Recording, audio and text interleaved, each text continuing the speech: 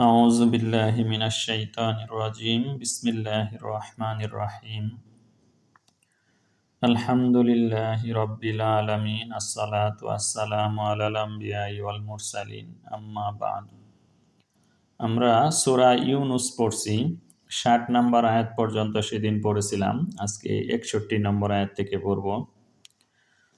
প্রতিটি আয়াতই অনেক ভাবনার। আসলে আমরা একটা দুঃসাহসী কাজই করছি। গত ২-৩ বছরে আমরা যে পরিমাণে কোরআন পড়েছি এবং শুনেছি, তাতে আমাদের যে যোগ্যতা হয়েছে, যে ভারী কথা কাউলাং সাকিলা, গুরুভার বাণী বহন করার, হজম করার যে শক্তি হয়েছে, তা আমরা আসলে আলহামদুলিল্লাহ বলার মতো যে আল্লাহ আমাদেরকে এই যোগ্যতাটা দিয়েছেন। কারণ আমি অনেক জায়গায় এই কথা বলে দেখেছি যে আসলে তারা খুবই প্রাইমারি লেভেলের আছে। আপনারা এই পর্যন্ত যা জেনেছেন আলহামদুলিল্লাহ। তো এই যে গুরুভার বাণীটা মানে আপনারা নিতে পারছেন, তো এই জন্য আল্লাহর কাছে শুকরিয়া আদায় করছি যে এই জিনিসগুলো বোঝাটা, এই দায়িত্বটা বুঝতে পারাটাও তো একটা কাজ। আমি দায়িত্বটা পালন করব, সেটা যদি সঠিকভাবে ইনস্ট্রাকশনটা বুঝতে পারি, তাহলে আমি ভালো করে কাজ করতে পারবো। তো এই যোগ্যতাটা আমাদের আলহামদুলিল্লাহ হয়েছে। অনেক ভারী কথাই আমরা শুনতে পারি, যেগুলো সাধারণ মানুষের জন্য এখন আর প্রযোজ্য হবে না। আপনারা নিজেরাই বুঝতে পারবেন যে ওদেরকে আসলে এই আলোচনা শোনানো যাবে না, তাদেরকে একটু ইজি করে বলতে হবে, এমনটা আপনারাই বলেন। তো আয়াতগুলো দেখুন, মানে ইদানিং আমরা দেখতে পাচ্ছি কোরআনে অনেক মেটিকিউলাস, ক্ষুদ্রাতি ক্ষুদ্র জিনিস যেটা আল্লাহ খুব গুরুত্ব দিয়ে বলেছেন। আমাদের কাছে ওই উপলব্ধি বা ওই পরিস্থিতিটা হয়তো খুবই সামান্য সময়ের জন্য অথবা সামান্য প্রভাব বিস্তারকারী, কিন্তু আল্লাহ ওগুলোও বলতে ছাড়েননি। ওই তো সূরা বাকারার দিকে আয়াত আছে, ইন্নাল্লাহা লা ইয়াস্তাহি আইয়াদরিবা মাসালাম মা বাউদাতান ফামা ফাওকাহা। আল্লাহ মশা কিংবা তদাপেক্ষা ক্ষুদ্র কোনো জিনিসের দৃষ্টান্ত দিতে লজ্জাবোধ করেন না। অন্য আয়াতে আছে, ইন্নাল্লাহা লা ইয়াস্তাহি মিনাল হক। সত্য কথা বলতেও আল্লাহ লজ্জাবোধ করেন না। শুনতে কারো শ্রুতিকটু লাগতে পারে, কিন্তু আল্লাহ লজ্জাবোধ করেন না, বলে দেন মানুষের জন্য। তো সেই ভারী ভারী কথাগুলো আমরা আসলে নিচ্ছি। আজকের ব্যাপারটা অনেক ছোট, কিন্তু তাও দেখবেন ভাবনা জাগা নিয়ে। আল্লাহ বলছেন, ওয়ামা তাকুনু ফি শাআনিন ওয়ামা তাতলু মিনহু মিন কুরআনিন ওয়ালা তা'মালুনা মিন আমালিন ইল্লা কুন্না আলাইকুম শুহুদা। 3টি কথা একটানা আল্লাহ বললেন। আল্লাহ নবীজিকে বলছেন, হে নবী, ওয়ামা তাকুনু ফি শাআনিন, তুমি যে কোনো অবস্থায় থাকো না কেন, মানে তুমি যে অবস্থাতেই থাকো। মানুষের অবস্থা হতে পারে না, মানুষ শুয়ে থাকে, মানুষ বসে থাকে, মানুষ দাঁড়িয়ে থাকে, মানুষ ঘুমিয়ে থাকে, মানুষ জাগ্রত থাকে, মানুষ জুতা পায়ে থাকে, খালি পায়ে থাকে। ওই আরবরা যেভাবে ভাগ করে, দুনিয়াতে মানুষ 2 প্রকার, হয় তাদের পায়ে জুতা আছে, না হয় জুতা নেই।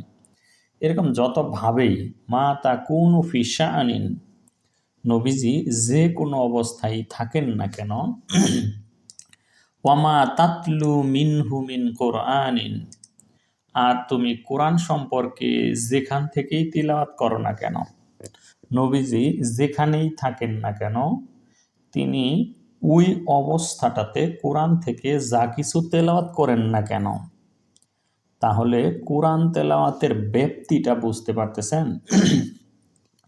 যে সে অফিসে থাকে কোরআন তেলাওয়াত করে, হাক্কা তেলাওয়াত হয়, বাসায় থাকে কোরআন তেলাওয়াত করে, দোকানে যায় কোরআন তেলাওয়াত করে, গাড়ি ড্রাইভিং করে কোরআন তেলাওয়াত করে, প্লেন চালায় কোরআন তেলাওয়াত করে।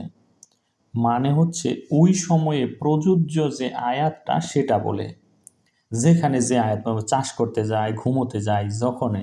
ওয়ামা তাকুনু ফি শাআনিন, হে নবী, তুমি যে অবস্থাতেই থাকো না কেন, ওয়ামা তাতলু মিনহু মিন কুরআনিন, তখন কোরআন থেকে, ওই অবস্থায় ডাক্তার রোগী দেখছে, শিক্ষক ছাত্রকে পড়াচ্ছে, বা যে পারস্পরিক কাজ করছে, এরকম যে কোনো অবস্থায় কাফিরদের সাথে যুদ্ধ করছে, যে কোনো অবস্থাতেই নবীজি থাকেন না কেন, ওই সময়ে তিনি কোরআন থেকে যা কিছুই তেলাওয়াত করেন না কেন, এই জায়গাটা থেকে আমরা বুঝতে পারতেছি কোরআন তেলাওয়াতের ব্যাপ্তিকাল শুধু সকালবেলা 1 ঘন্টা বা সন্ধ্যার দিকে আরেক ঘন্টা, এটা তো তাও অতি ধার্মিক মুসলিমদের কাজ, সকাল সন্ধ্যা কোরআন তেলাওয়াত করে। আর অন্য মানুষগুলো তো ইহ জীবনে কোরআন তেলাওয়াত করে না, বছরে 1-2 দিন তারা কোরআন টাচ করে। তো এটার ব্যাপ্তিকাল পরিধিটা এত বেশি, 24 ঘন্টা। হাদিসের ভাষায় বললে না ইমান ওয়াইয়াক জানান, জাগ্রত এবং ঘুমন্ত সর্ব অবস্থায় তুমি কোরআন তেলাওয়াত করবে।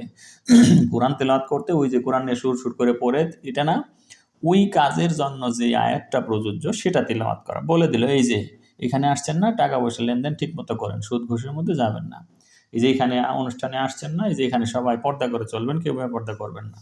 এরকম যে আয়াতটা সেখানে প্রযোজ্য, মানে যে কোনো কাজেই কোরআনের একটা আয়াত বলে দিতে পারা, যে কোনো ফি শানিন, যে কোনো শান, যে কোনো অবস্থাতেই যেখানেই যে কেউ থাকুক না কেন, মানে নবীজির কথা বলছেন, হে নবী তুমি যে কোনো অবস্থায় থাকো না কেন, সেই অবস্থার নিরিখে তুমি যে কোনো আয়াতি মিন কোরআনিন, কোরআন থেকে তেলাওয়াত করো না কেন, ওয়ালা তা'মালুনা মিন আমালিন, অথবা সেই আয়াত তেলাওয়াত করার পরে যে কোনো কাজই তোমরা করো না কেন।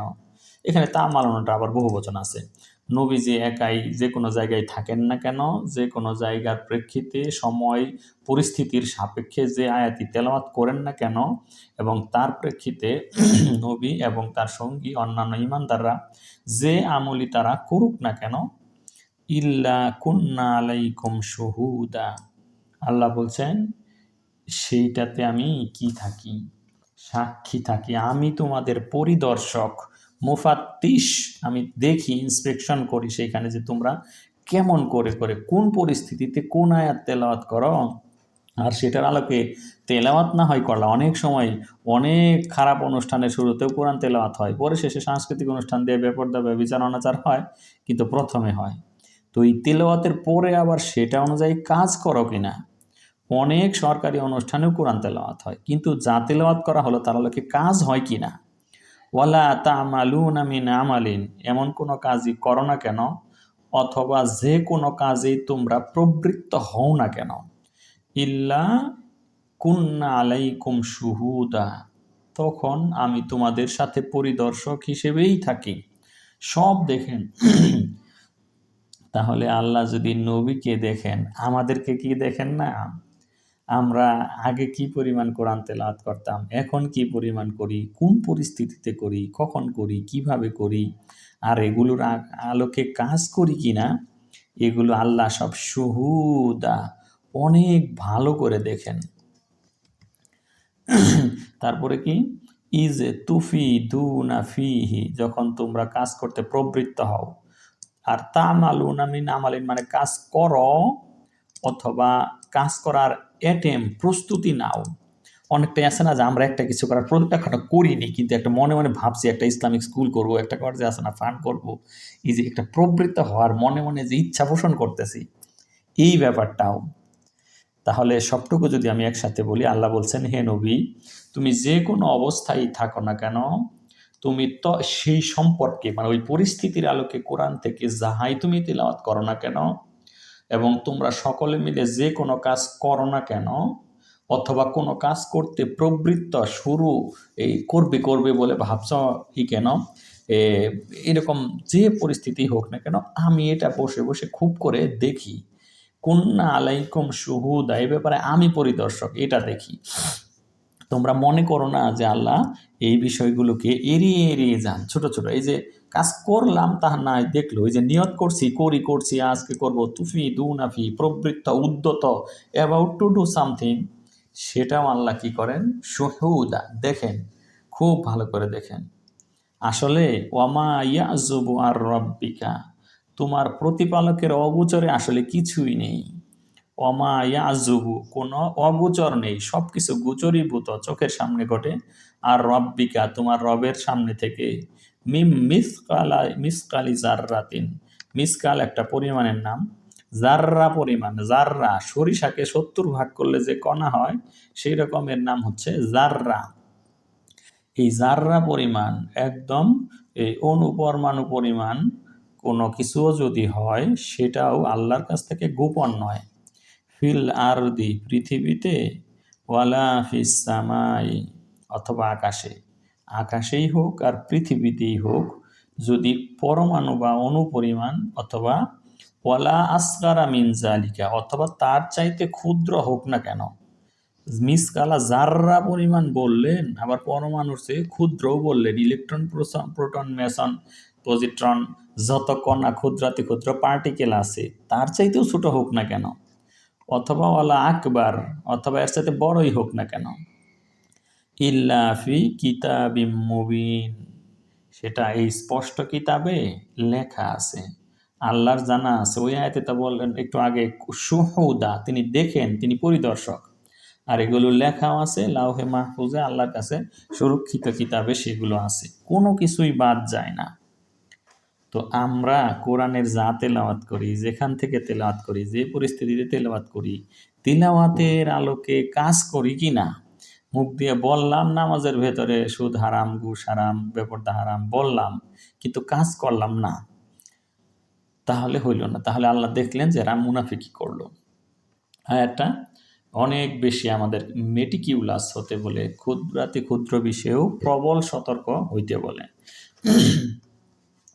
এরপর একটি আয়াত আছে সূরা ইউনূসের ৬২ নম্বর আয়াত। এই আয়াতটাকে অনেকে ভিন্ন খাতে প্রবাহিত করে, যাই হোক আমরা জেনে নেই। আলা সাবধান, ইন্না আউলিয়া আল্লাহ নিশ্চয় আল্লাহর অলিদের, আল্লাহর বন্ধুদের, লা খাউফুন আলাইহিম তাদের কোনো ভয় নাই, ওয়ালা হুম ইয়াহজানুন এবং তারা দুঃখিত চিন্তিত হবে না। জেনে রাখো আল্লাহর বন্ধুদের কোনো ভয় নাই এবং তারা দুঃখিতও হবে না। আল্লাহর বন্ধুদের, আল্লাহর ওলি, আল্লাহর আউলিয়াদের। তো ওলি আউলিয়া কারা? আল্লাযীনা আমানু যারা ঈমান আনে, ওয়া কানু ইয়াত্তাকুন এবং তারা কি করে? তাকওয়া অবলম্বন করে। ঈমান আনে যারা এবং সাবধান হয়ে চলে যারা, তারা হচ্ছে কি এই আল্লাহর ওলি। ঈমান আনে যারা আর সাবধানী হয়ে মুত্তাকি হয়ে যারা চলে, তারা সবাই আল্লাহর ওলি। একজন দুইজন না, আউলিয়া আল্লাহ, অলির বহুবচন আউলিয়া।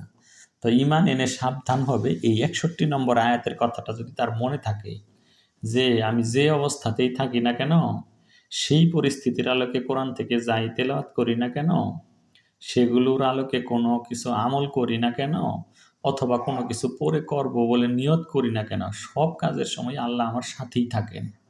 এই যে সাবধানতা অবলম্বনটা, এটা করে যারা জীবনযাপন করে তারাই হচ্ছে আল্লাহর ওয়ালি। লাহুমুল বুশরা তাদের জন্য আছে সুসংবাদ। বুশরা শব্দের অর্থ হচ্ছে গ্ল্যাড টাইডিং, সুসংবাদ। এই লোকদের জন্য সুসংবাদ রয়েছে ফিল হায়াতিদ দুনিয়া এই দুনিয়ার জীবনে, ওয়াফিল আখিরাতি এবং আখিরাতেও। তাহলে দুনিয়ার জীবনেও বুশরা সুসংবাদ আছে, আর ওয়াফিল আখিরাতি আখিরাতেও আছে। আল্লাহর ওয়ালিদের, সাবধানীদের, মুত্তাকিদের জন্য দুনিয়ার জীবনেও সুসংবাদ আছে। তো এটা সুসংবাদটা নানা প্রকারের হতে পারে। তাদের কোনো ভয় নাই, তারা দুঃখিত হবে না, এই সুসংবাদ তারা তো দুনিয়াতে পেল। এটা তো ইটসেলফ একটা বুশরা, একটা খুশির খবর যে এরা বেহেশতে যাবে। আবার এই দুনিয়াতে মৃত্যুর সময় উপস্থিত হইলেও ফেরেশতারা তাদেরকে বলবে কি, মরার আগে ভয় পেও না, চিন্তা করো না। ওই যে এই সূরা হামিম সেজদার দিকে আছে, ফেরেশতারা তাতালাক্কাহুমুল মালাইকাতু, তারপর আল্লাহ তাখাফু ওয়ালা তাহজানু, মৃত্যুর পূর্বে এই ফেরেশতা আপনাকে বলে যাবে যে তোমরা ভয় করো না, চিন্তা করো না, তোমাদেরকে যে জান্নাতের প্রতিশ্রুতি দেওয়া হয়েছিল সেটার জন্য আনন্দিত হয়।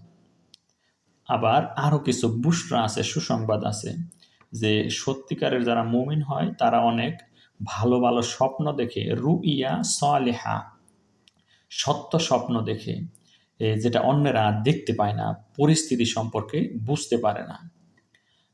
এটাকে এই মানে বলে মুবাশারাত, মানে সুসংবাদ, স্বপ্নের মাধ্যমে অনেক ভালো কিছু তারা পায়। সেই মাপের যদি ইমানদার মানুষ হয়, রুইয়া সালেহা।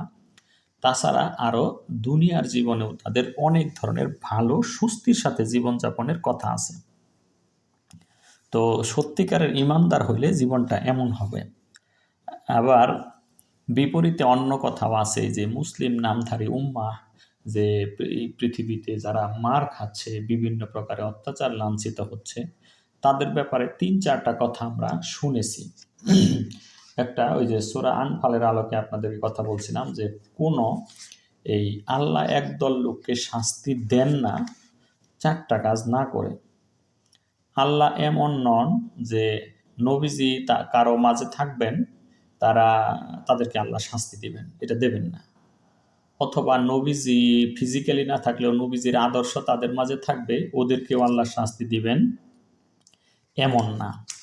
অথবা এই তার অধিবাসীরা ইস্তেগফার বা ক্ষমা প্রার্থনা করতে থাকবে, এই অবস্থাতেও আল্লাহ তাদেরকে শাস্তি দিবেন না। অথবা তারা যদি এই অনবহিত থাকে বা জানে না, মূর্খ গাধা, বুঝতে পারে না, এই অবস্থাতেও আল্লাহ তাদেরকে কি করবেন না, শাস্তি দিবেন না। তো অথবা তারা যদি গাফিলুন, একটু গাফেল, অমনোযোগী, এর জন্য শাস্তি দিবেন না। অথবা বিধিবিধানগুলা যদি বুঝতে না পারে, আল্লাহ তাদেরকে তাও শাস্তি দিবেন না। তাহলে শাস্তি কখন দেন? যখন মানুষগুলো জেনে বুঝে, সম্পূর্ণরূপে জেনে বুঝে এবং ইস্তেগফার না করে ইউসিরুনা আলাল হিনসিল আজিম, একটা ভয়ানক মন্দ পাপ এই বারবার অনেক সময় ধরে করতে না থাকে, ততক্ষণ পর্যন্ত আল্লাহ তাদেরকে ধ্বংস করেন না। অথবা কোন জনপদের অধিবাসী যদি জুলুমবাজ না হয়, তাদেরকেও আল্লাহ ধ্বংস করেন না। এই যে কথাগুলো বললাম সেগুলো পাওয়া যাবে সূরা কাসাসের ৫৯ নম্বর আয়াতে, সূরা হুদের ১১৭ নম্বর আয়াতে, সূরা আনফালের ৩৩ নম্বর আয়াতে, সূরা আনআমের ১৩১ নম্বর আয়াতে। এই গুণ যদি থাকে তাহলে তাদেরকে আল্লাহ শাস্তি দেবেন না। ওগুলোর সবকটা যদি অমান্য করে, তবেই কেবল আল্লাহ তাদেরকে শাস্তির মধ্যে ফেলবেন। তো যারা আল্লাহর ওয়ালি, আল্লাহর বন্ধু, যারা ঈমান আনে এবং ইয়াত্তাকুন, তাকওয়া, সাবধানতা অবলম্বন করে, তাদের জন্য এই দুনিয়াতে আছে লাহুমুল বুশরা ফিল হায়াতিদ দুনিয়া, দুনিয়ার জীবনে সুসংবাদ আছে, ওয়া ফিল আখিরাতে, আখিরাতে তো আছেই। লা তাবদিলা লিকালিমাতিল্লাহ, আল্লাহর কথার কোনো নড়চড় হয় না। লা তাবদিলা, কোনো বদল নাই, তাবদিল নাই, লিকালিমাতিল্লাহ, আল্লাহর কথাগুলোর। আল্লাহ যে প্রতিশ্রুতি দিয়েছেন সেগুলো নড়চড় করেন না, পরিবর্তন করেন না। মানুষ যদি সেই স্ট্যান্ডার্ড বিচ্যুত হয়, তাহলে তাদের কৃতকর্মের কারণে তারা শাস্তি পায়, আল্লাহ তাদেরকে এই শাস্তিটা দেন না। যালিকা হুয়াল ফাউজুল আজিম, এটা হচ্ছে এই বিরাট সাফল্য, মহা সাফল্য। যে এই যে দুনিয়ার জীবন এবং আখিরাতের জীবন, দুটাতেই যদি কারো জন্য বুশরা থাকে, সুসংবাদ থাকে, গ্ল্যাড টাইডিংস থাকে, তাহলে এটা তো আসলেই মহা সাফল্য। লা ইয়াহজুনকা কাউলুহুম, এরপর আবার ঘটনাটা অন্যদিকে মোড় নিচ্ছে। একটু আগে আল্লাহ নবীজিকে বললেন এই যে কোরআন তেলাওয়াতের কথা, কোন পরিস্থিতিতে তেলাওয়াত করবে, কি করে, কি করার নিয়ত করে, এগুলো। এখন নবীজি যে তার কাজ বাস্তবায়ন করতে যাচ্ছেন, কর্মপদ্ধতি ফলো করছেন, কাজে নেমে গেছেন, তো এই অবস্থায় নানা জনে নানা কথা বলবে। স্রোতের বিপরীতে গিয়ে যখনই আপনি কাজ করা শুরু করবেন, তখনই আপনাকে এই লোকেরা নানা প্রকারের প্রশ্ন বানে জর্জরিত করবে, একেবারে আপনাকে এই কাজ থেকে বিরতই রাখতে চেষ্টা করবে।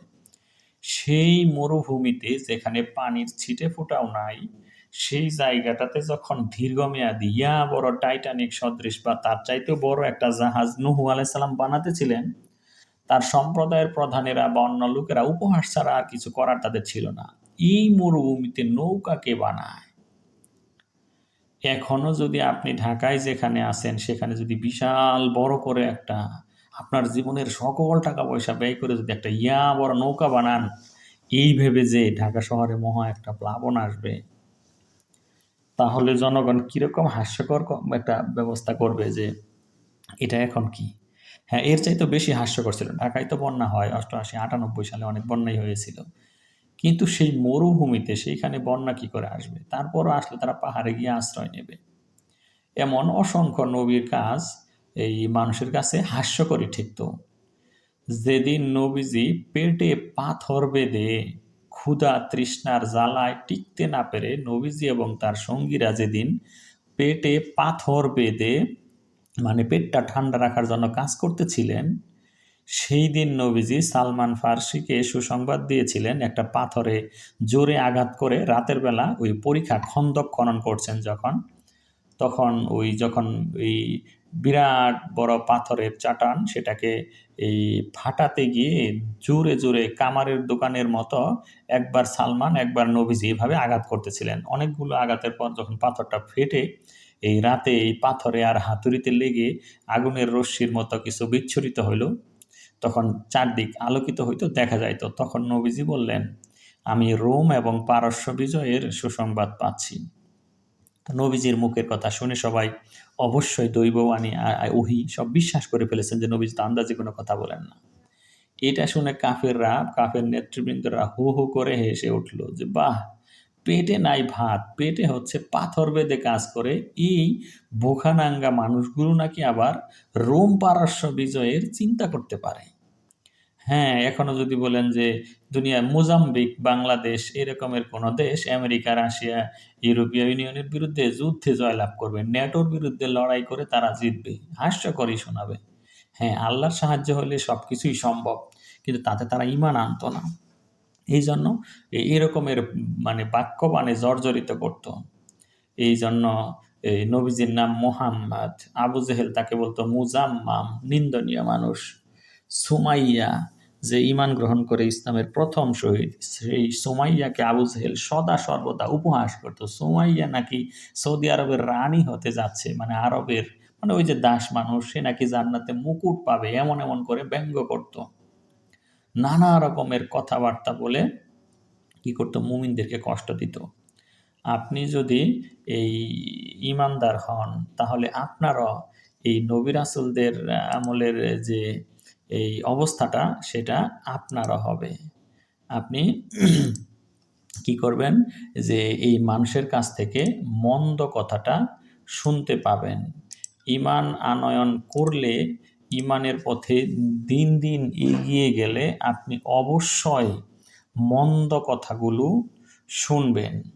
এই আপনাকে বিশেষ করে সূরা তওবাতেই পাওয়া যাবে। আপনি যখনই ঈমানের পথে এক ধাপ করে এগিয়ে যাবেন, তখনই আপনি মন্দ কথাগুলো শুনতেই থাকবেন। কিরকম? সূরা তওবার ১২০ নম্বর আয়াতে আছে যে আপনি যদি আল্লাহর পথে তৃষ্ণা পান, মানে আপনার খুবই তেষ্টা পেল, পিপাসা হইল, পানি একটু পরে খেতে পেলেন, ওই সময়টা আপনার আমলে সালেহ হিসেবে পরিগণিত হবে। আল্লাহর পথে কাজ করতে গিয়ে আপনি একটু ক্লান্ত হলেন, এটা আপনার জন্য আমলে সালেহ হিসেবে পরিগণিত হবে। আল্লাহর পথে কাজ করতে গিয়ে আপনি ক্ষুধায় ক্লিষ্ট হলেন, মাখমাসাতুন, ক্ষুধা লেগেছে, না খেয়ে থাকা না, ক্ষুধা মানে হচ্ছে একটু সময় পরে খাওয়া, খেতে পাবেন কিন্তু ক্ষুধায় কয়েক ঘন্টা কষ্ট করতে হয়েছে, এগুলো আপনার আমল নামায় আমলে সালেহ হিসেবে লেখা হয়ে থাকবে। এবং কাফিরদের ক্রোধ উদ্রেক করে এমন পদক্ষেপ গ্রহণ করলে সেটা আপনার জন্য কি আমলে সালেহ হিসেবে লেখা হয়ে থাকবে। কাফিরদের ক্রোধ উদ্রেক করে, ইয়াগীজুল কুফফারা, আপনার এমন একটি কাজ যেই কাজটা করলে কাফিরদের রাগ ওঠে, একদম মানে এই কাফির বলতে দূরে খুঁজেন না, কাছাকাছি লুকিয়ে আছে, আপনার ওই ইসলামী আমলের কারণে তারা ক্রোধ উদ্রেক করে, হ্যাঁ এই সময় এটা করা উচিত হলো। তো এটা যদি কাফিরদের রাগ তুলতে পারেন কোনো কারণে, তাহলে এটা আপনার জন্য আমলে সালেহ হিসেবে পরিগণিত হয়। অথবা ওয়ালা ইয়ানালুনা মিন আদুউইন নাইলা, অথবা শত্রুর নিকট থেকে প্রাপ্ত হন এমন কিছু গালি, এমন কিছু সমালোচনা, এমন কিছু তুচ্ছ তাচ্ছিল্যকরণ, এমন কিছু কটাক্ষকরণ, তির্যক কথা, এগুলো যতটাই শুনতে পান ততটাই ইল্লা কুতিবা লাহুম বিহি আমালুন সালেহ, এই সবই তাদের জন্য কি আমলে সালেহ হিসেবে আপনার আমলনামায় লেখা হতে থাকবে। ইন্নাল্লাহা লা ইউদিউ আজরাল মুহসিনিন, নিশ্চয় আল্লাহ সৎকর্মপরায়ণদের শ্রমফল নষ্ট করেন না। এগুলো পাওয়া যাবে। কমন একটা জিনিস, আপনি ঈমানের পথে যতটাই এগিয়ে যাবেন ততটাই খুব কাছের স্বামী স্ত্রী, ছেলে মেয়ে, বাবা মা, আত্মীয় স্বজন এবং এই সংশ্লিষ্ট লোকদের কাছ থেকে নানা প্রকারের তির্যক কথা আপনারা শুনতে পাবেন। এগুলো শুনতে হবে, এগুলো ইমানের আলামত। যত শুনবেন তত আপনার আমল নামা ভারী হতে থাকবে সৎকর্মের দ্বারা। কোরআনের কোথাওই লেখা নাই যে সৎকর্ম কাকে বলে। সারা কোরআন জুড়ে লেখা থাকলেও যে আমলে সালে করা, ইমান আনা আমানু আমিলুস সালিয়াত, কিন্তু কোথাওই লেখা নাই যে এই কাজটাকে আমলে সালেহ বলে। একমাত্র এই সূরা তওবার এই আয়াতটা ছাড়া, 120 নম্বর আয়াত, এর মধ্যে লেখা আছে এই কাজগুলো আমলে সালেহ। কি কি? আল্লাহর পথে একটু পিপাসা, আল্লাহর পথে একটু ক্লান্তি, আল্লাহর পথে একটু ক্ষুধা, কাফেরদের রাগ ওঠে এমন কাজ করা, এবং কাফেরদের নিকট থেকে প্রাপ্ত হওয়া কিছু। কাফেরের কাছ থেকে কি পান? আঘাত পান, ক্ষতি পান, নিন্দা পান, বয়কট পান, নানা রকমের সমালোচনা পান, মিথ্যে পান, মায়ের পান, ধৈর পান, বি আলসিনাতিহিম ওয়া আইদিহিম। তারা এই কাফেররা প্রয়োজনে আপনার উপর হাত উঠায়, না হয় মুখ উঠায়। হাত ওঠানোর সামর্থ্য থাকলে হাত দিয়েই মারপিট করে, আর হাত ওঠানোর সামর্থ্য না থাকলে জিব্বা উঠায়। বি আলসিনাতিহিম হিদাত, তাদের ধারালো লোহার মতো জিব্বা দিয়ে আপনাকে কি করে? আক্রমণ করে। আপনাকে বলে মুসলমান হয়েছে, হ্যাঁ তো এই সেই আমলের, এখন এরকম চলাবে, ধার্মিক, নানা রকমের কথা তারা বলবে। এটা কমন বিষয়, এটা হবেই হবে। এই জন্য আল্লাহ নবীজিকে বলছেন, তুমি যে তরতর করে এইভাবে কোরআন তেলাওয়াত করে করে এগিয়ে যাচ্ছ, লোকে কিন্তু অনেক কথাই তোমাকে বলবে। ওয়ালা ইয়াহজুনকা কাউলুহুম, ওদের কথা যেন তোমাকে কষ্ট না দেয়। কি চমৎকার কথা! আল্লাহ তার নবীকে দেখুন সান্ত্বনা দিচ্ছেন, ওয়ালা ইয়াহজুনকা, তোমাকে যেন হুজনুন, চিন্তায় না ফেলে, কষ্ট না দেয়, কাউলুহুম, তাদের মুখের কথাগুলো, এগুলো যেন তোমাকে কষ্ট না দেয়। কি? ইন্নাল ইজ্জাতা লিল্লাহি জামিয়া, নিশ্চয় সব ইজ্জত, সম্মান, মর্যাদা, শক্তি সব আল্লাহর। কাজেই তুমি কি করো না? মন খারাপ করো না, ওদের কথা যেন তোমাকে দুঃখ না দেয়। ওয়াহুয়াস সামিউল আলিম, তিনি সর্বশ্রোতা, সর্বজ্ঞ। তাহলে এই আয়াত থেকে কি বুঝলাম? অবশ্যই আমাদেরকে কথা শুনতে হবে, প্রচুর পরিমাণে কথা শুনতে হবে। শরীরে পিত্তি জ্বলে যাবে এমন সব কথা আপনাকে বলবে। দুনিয়াতে কিছু করতে পারে নাই তো হতাশ, এই জন্য এই যে ধর্মের রাস্তা বেছে নিয়েছে। আসলে যদি উদ্যমী, এনার্জেটিক, কর্মঠ, পৃথিবীকে দেওয়ার মতো কিছু থাকতো, তাহলে তো এগুলোই করতো। কিছু পায় না বলে সে এখানে ধর্মীয় কাজ করা শুরু করছে, আল্লাহ আল্লাহ করে। অতটা স্মার্ট না, অথবা পৃথিবী সম্পর্কে নিরাশ, কিছু করতে না পেরে। এইরকম আরও কত রকমের কথাই তারা বলবে। তো এগুলো যেন আমাদেরকে কষ্ট না দেয়, আমাদেরকে এই সমস্ত কথা শুনতে হবে। আলা, সাবধান, ইন্না লিল্লাহি, নিশ্চয় আল্লাহর জন্যই। একটু আগে বলেছিল মা ফিস সামাওয়াতি, এখন বলেছে মান ফিস সামাওয়াতি। আগেরগুলা ছিল জিনিস, এইগুলা হইল মানুষ। মান ফিস সামাওয়াতি, আকাশে যারা আছে, ওয়া মান ফিল আরদি, আর জমিনে যারা আছে, সব কিছুই বা সবাই আল্লাহর। জিন আল্লাহর, মানুষ আল্লাহর, সব কিছুর মালিক আল্লাহ। আলাদা করে মানুষও আল্লাহর, জিনিসও আল্লাহর। ওই যে মূর্খ লোকেরা স্লোগান দেয়, দিন আমার, জমিন আমার, মানে চূড়ান্ত মূর্খ না হলে এমন কথা বলা সম্ভব না। আল্লাহ গুছিয়ে গুছিয়ে, বিছিয়ে বিছিয়ে, এক এক করেই বলেন মা ফিসামাওয়াতি, ওটাও আল্লাহর, মান ফিসামাওয়াতি ওয়াল আরদ, মা আর মান, দুনিয়াতে জিনিস এই দুইটাই। আমরা ওই আরবি ব্যাকরণের প্রথম ক্লাসেই পড়েছি, জুল আকল আর গায়রি জাউল আকল। মা আর মান দিয়ে এই দুনিয়ার জিনিস, মানে যে জিনিস বুদ্ধিমান, মানে এ বুদ্ধি আছে, জুল আকল, বুদ্ধিওয়ালা সকল প্রাণীর আগে মান বসে, আর বুদ্ধি ছাড়া প্রাণী বা জিনিস সকল কিছুর আগে মা বসে। মা মানে কি, মান মানে কি? তাহলে একটু আগে আমরা পড়লাম এই যে সূরা ইউনূসেই, মা ফিস সামাওয়াতি ওয়া মা ফিল আরদ, আকাশে আর জমিনে যা কিছু জিনিসপত্র আছে সবই আল্লাহর। আর এখানে মান ফিস সামাওয়াতি ওয়া মান ফিল আরদি, আকাশে যারা আছে, জমিনে যারা আছে, মানুষ, জিন, ফেরেশতা আর অন্যান্য সৃষ্টি, সবই আল্লাহর। ওয়ামা ইয়াত্তাবিউল্লাযীনা ইয়াদউনা মিন দুনিল্লাহি শুরাকা ইয়াত্তাবিউনা ইল্লা যন। কি সুন্দর কথা! মূর্খদেরকে সাবধান করা হচ্ছে। যারা কোরআন পড়ে না, আল্লাহর বিধান জানে না, তারা আল্লাহকে ছাড়া অন্য কিছুকে যারা ডাকে, আহ্বান করে, পালন করে, অনুশীলন করে, প্র্যাকটিস করে, ওই লোকেরা কিসের অনুসরণ করে? ওই লোকেরা কি, মানে ইয়াত্তাবিউনা ইল্লা যন, তারা শুধু ধারণার বশবর্তী হয়ে কাজ করে, ধারণার অনুশীলন করে। তাদের জ্ঞানগুলো নিশ্চিততর ভিত্তির উপর প্রতিষ্ঠিত নয়। তারা যে আইন কানুন বিধানগুলো বানায় সেগুলো তাদের মস্তিষ্ক প্রসূত। আইন কানুনের জন্য দুনিয়ার বড় বড় দেশের দিকে তারা তাকায়। এই যে বাংলাদেশের স্বাধীনতার পর সেই এতদিন ধরে সারা দুনিয়াতেই কি করে এখানকার মানুষেরা কিছু একটা হলেই, হ্যাঁ, ঢাকা নগরী কিভাবে পরিষ্কার করা যায় সেজন্য তারা জাপান এবং অন্যান্য দেশের দিকে তাকায় যে তাদের দেশে কিভাবে পরিষ্কার করে, ওদের দেশে কিভাবে কলা গাছ লাগায়, ওদের দেশে কিভাবে দুর্নীতি দমন করে, ওদের দেশে অপরাধী ধরে কি ধরনের হাত করা পড়ায়, সব ডান দিকে বাম দিকে উন্নত দেশ নামের দেশগুলোর দিকে তারা তাকায়। নিজস্বতা বলতে তাদের কিছু নাই। তারা ধারণার অনুসরণ করে, তারা অনুকরণ করে, অন্যের কাছ থেকে নেয়। অন্যরা কি করছে মৌলিক জ্ঞান তাদের নাই, কারণ তারা তো কোরআন পড়ে না, আল্লাহর পক্ষ থেকে ঐশী জ্ঞানে ইলমে ধন্য হতে চায় না। এই জন্য তারা ধারণা করে, ধারণার বশবর্তী হয়ে নিজেরা চলে এবং অন্যকে চালায়। নিজেরা বিভ্রান্ত হয়, দল্লা ও আদাল্লা, মানে দল্লু ও আদাল্লু, নিজেরাও বিভ্রান্ত হয়েছে, অন্যদেরকেও বিভ্রান্ত করেছে। কারণ তারা ধারণা ছাড়া আর কোনো কিছুর অনুসরণ করতে পারে না। অথচ কি ইন্নাজ দন্না লা ইউগনি মিনাল হাক্কি শাই, সত্যের মোকাবেলায় ধারণার কোনো মূল্যই নাই। আল্লাহ যেটা স্পষ্ট করে, এই যে সূরা ইউনূসে এভরি ডিটেইল, দেশ জাতি পৃথিবী চলার জন্য যা যা দরকার সূরা ইউনূসের 57-58 নম্বর আয়াতে বলে দিয়েছেন যে ওই রকমের একটা কোরআন তোমাদেরকে দিয়ে দিলাম। এটা বাদ দিয়ে ধারণা, অনুকরণ, অনুসরণ এইগুলো দিয়ে তারা যে চললো, এরা হচ্ছে আল্লাহর সঙ্গে শরিককারী। আল্লাহকে বাদ দিয়ে অন্যদেরকে ডাকে। তারা শুধু অনুমানেরই অনুসরণ করে। ইনহুম ইল্লা ইয়াখরুসুন, ফলে তারা শুধু ক্ষতিগ্রস্তই হয় এবং মিথ্যাই বলে, মিথ্যাতেই উপনীত হয়। আপনি 3 আর 3 হচ্ছে 6, এটা হচ্ছে সত্য আয়াত।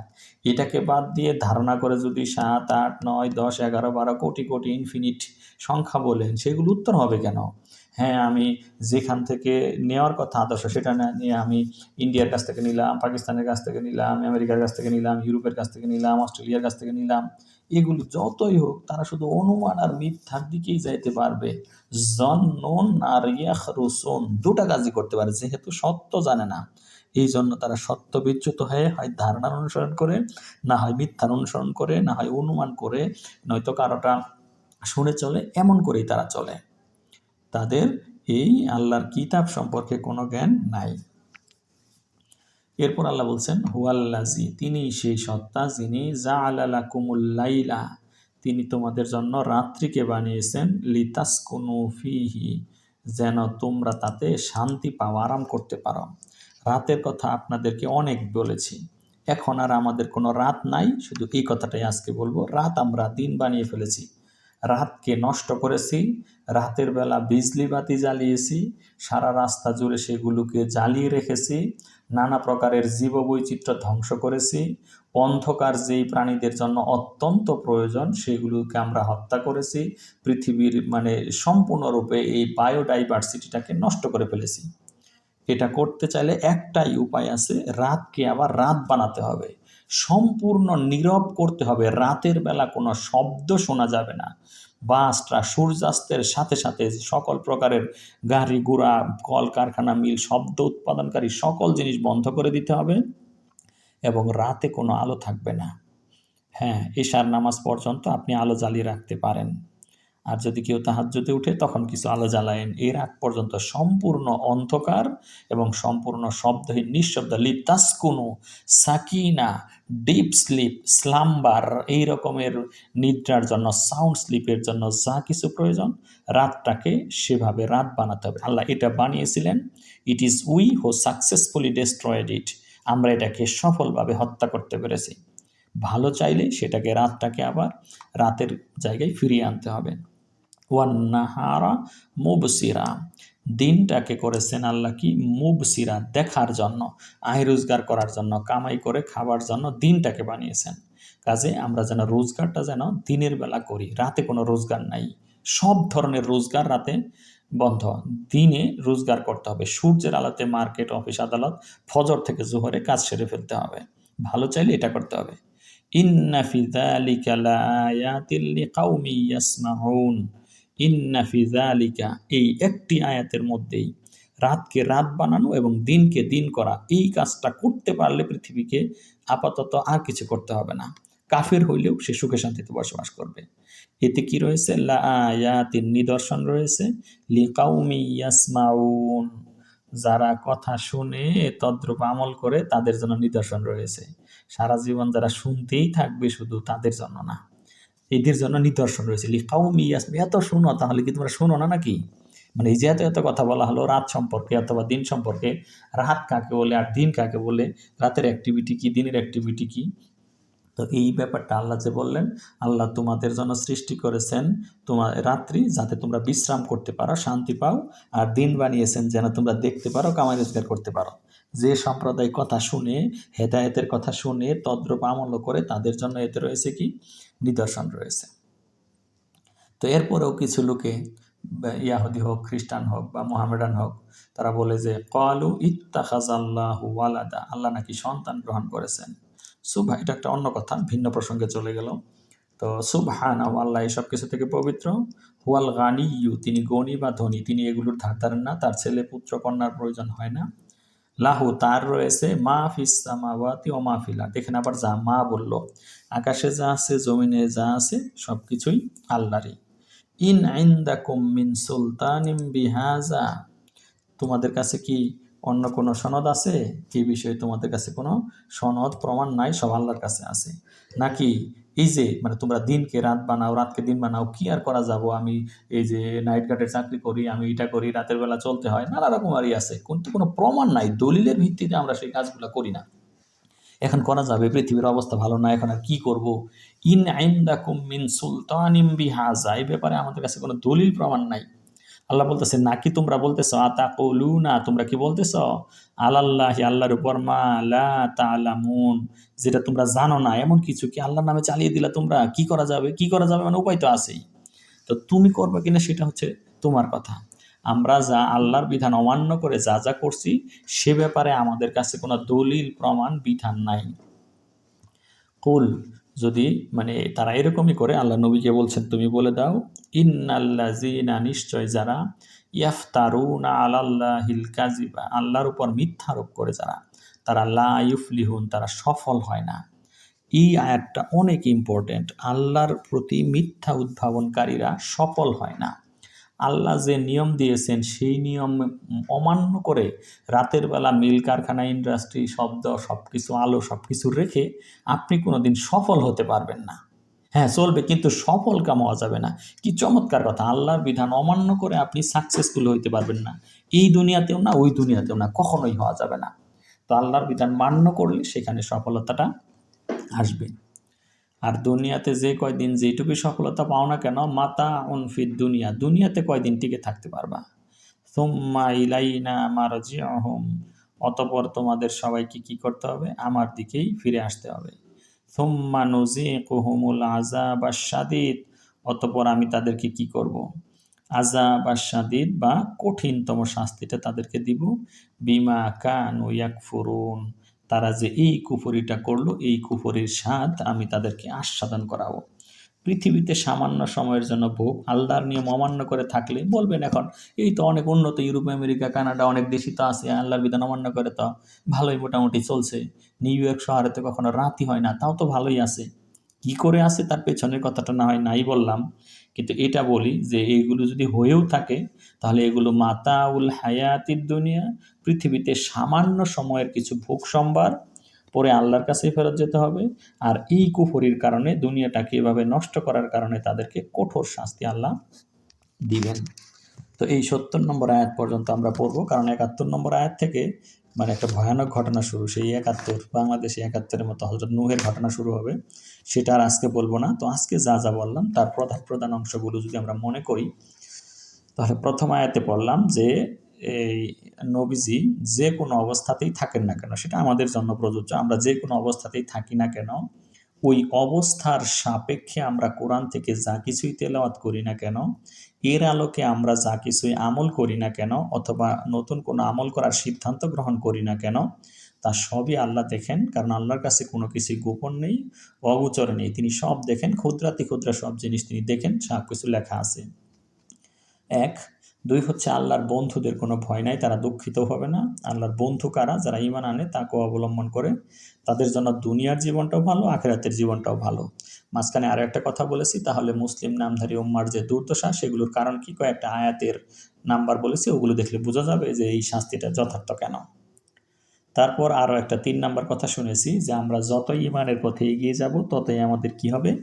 অন্যের কাছ থেকে কটু কথা, মন্দ বাক্য শুনতে হবে, এগুলো যেন আমাদেরকে কষ্ট না দেয়। আরও একটা কথা শুনেছি, মাহফিল আরদি আর মানফিল আরদি, মাহফিস সামাই মানফিস সামাই, আকাশে যা আছে, জমিনে যা আছে, সব কিছুই আল্লাহর। তারপর একটা রাতকে রাত বানানোর কথা, দিনকে দিন বানানোর কথা আমরা শুনলাম। তো এগুলো যদি কেউ করতে পারি তাহলে ভালো হবে। এগুলোর বিপরীতে গিয়ে আল্লাহর বিধান অমান্য করলে আমরা আর কোনো দিন সফল হতে পারবো না। তো আমরা যেন আল্লাহর হুকুম বা বিধান মেনে এই দুনিয়া এবং আখিরাতে দু জায়গাতেই সফল হতে পারি, কামিয়াব হতে পারি। আল্লাহ যেন আমাদেরকে সেই তৌফিক দান করেন। আমিন। ওয়া আখিরু দাওয়ানা আনিল হামদুলিল্লাহি রাব্বিল আলামিন। সুবহানা রাব্বিনা রাব্বিল ইজ্জাতি আম্মা ইয়াসিফুন ওয়া সালামুন আলাল মুরসালিন ওয়ালহামদুলিল্লাহি রাব্বিল আলামিন।